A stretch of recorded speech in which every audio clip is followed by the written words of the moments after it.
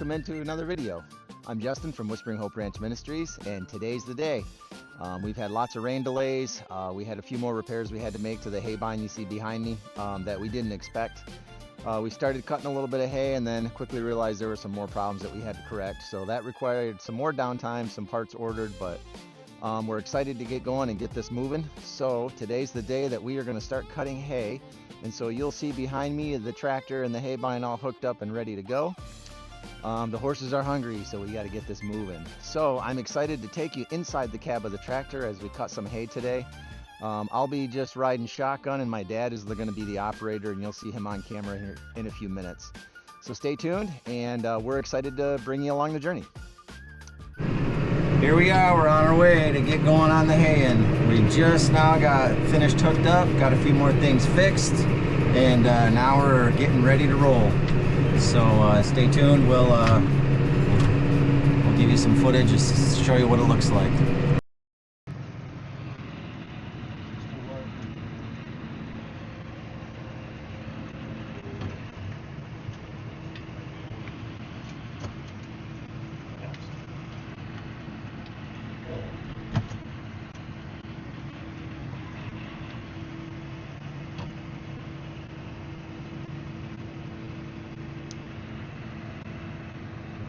Looks like it's doing its job.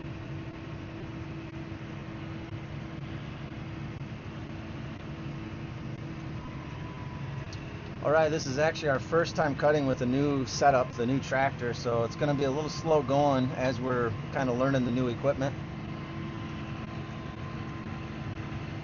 You always want to take it a little slow at first, make sure you know exactly what your button pushing is doing.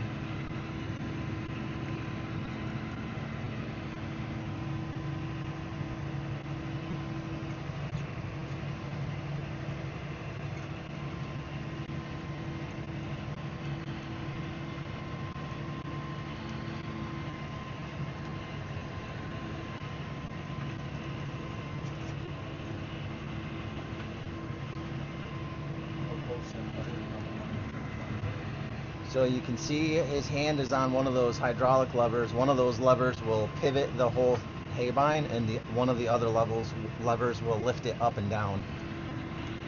So when we're on this outside row, you've got to go especially slow, even when we had used to it equipment. How do you think we're going to rub on this? Because we have to maneuver this outer ring, and there's obstacles like this electrical pole.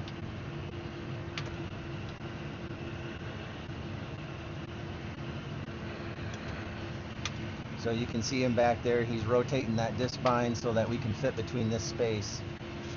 That's what makes that disc bind nice.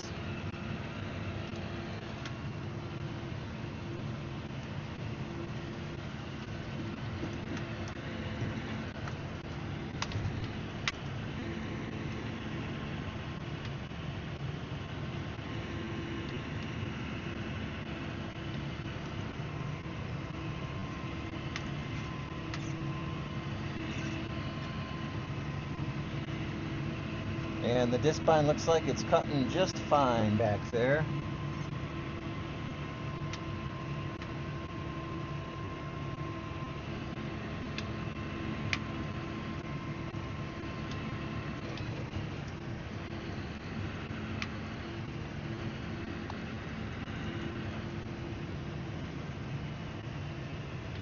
Making the turn. Everything we're doing right now is in two-wheel drive. If you put it in four-wheel drive, your turning radius gets downsized a little bit because the front axle will start binding because there's lots of traction.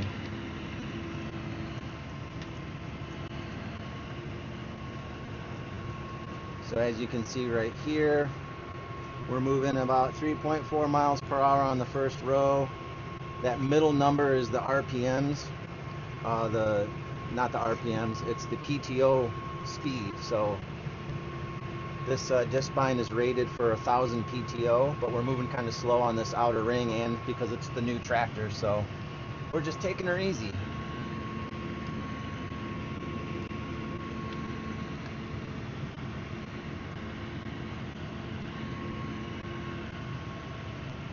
The smoothness of the field dictates how fast you can go too. And this particular tractor has a suspended cab, which means it has shocks. So even though we don't feel a lot of the bumps, we still have to slow it down because the hay equipment doesn't have a lot of bumps.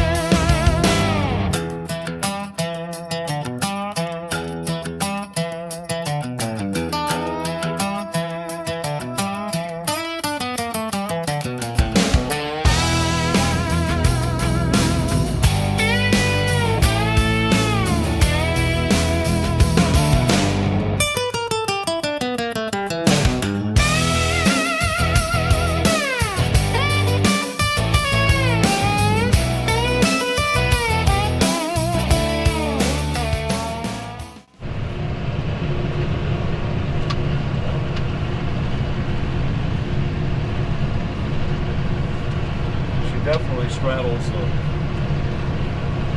the other one didn't straddle, I don't think. You had to run some over? Yeah. It's always on one. I think it's always on one.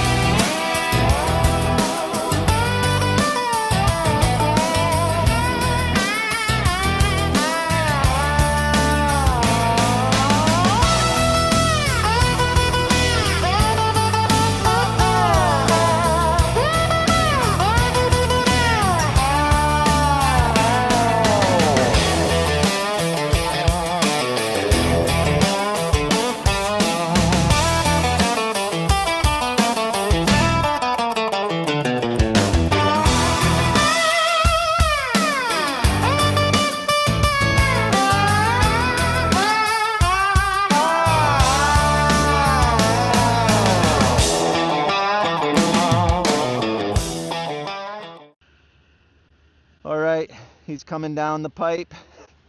I'm now out of the tractor, obviously, and I wanted to give you guys some perspective of what this looks like. So here he comes. I think he's got past his difficult outer rings, so he can actually get a little bit more speed going. And you can see here the hay in its rows. Now you guys were in the cab with me. I'm hoping you can hear how noisy this disc bind is when it goes by, because that cab is very nice. It's very quiet inside.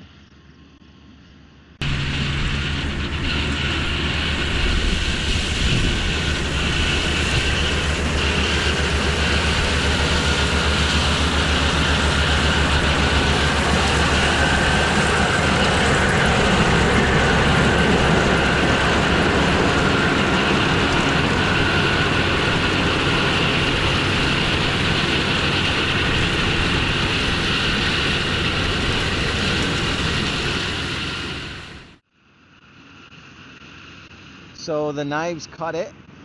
If you watched my hay bind repair video from several days ago, you would have seen each head has two knives on it that look like mini lawnmower blades.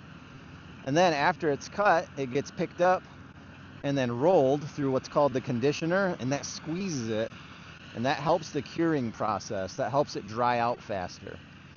And our rollers are rubber, and they make some hay binds that have steel rollers depending on what crop you're harvesting.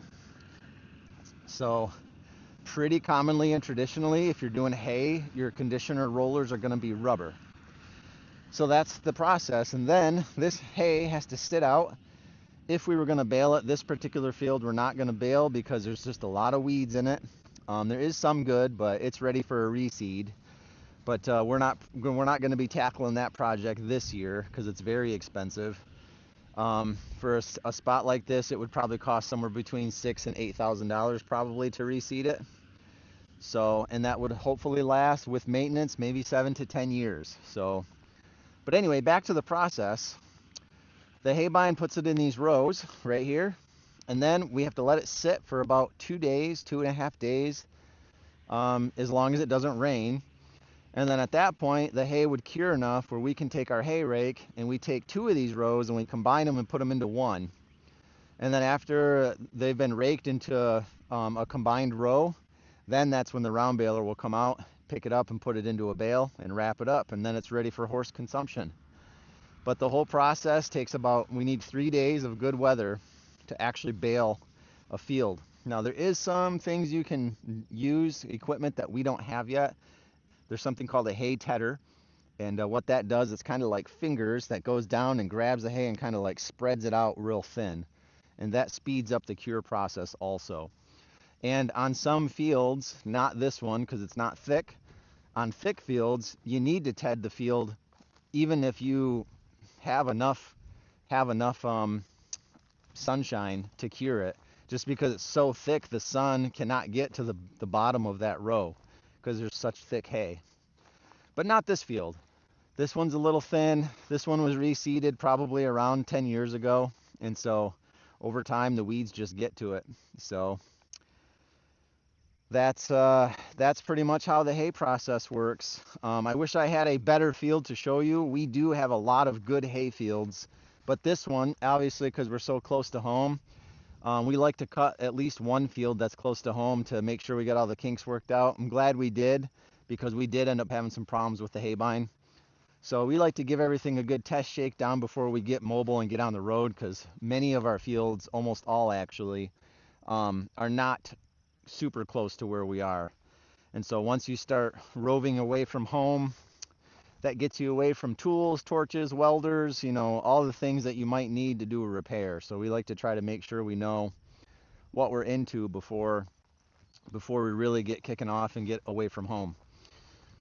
So anyway, that's the hay process. I'll bring you guys some other videos to show you some healthy fields once we get on them. They're calling for a lot of rain. The rain has not been very cooperative. I think the forecast said for the next 7 days it was supposed to rain. So anyway, that's where we're at with that. So what do you guys think of Ruby's new do? Hey Ruby. Okay Ruby, you gotta sit. Sit. Okay.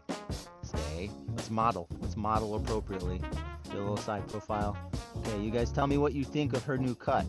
She looks like a totally different Poochie. Sit. Okay, stay. She wants so badly to be next to me because she's such a snuggler. Anyway, tell me what you guys think. It's her summer cut. I'm not gonna not cut it that way, so if you don't like it, you can still tell me about it, and I'm still gonna cut it that way. Hey, thanks for watching. I'm Justin from Whispering Hope Ranch Ministries, and it has been fun to bring you into the process of hay harvesting. So stay tuned for the next one.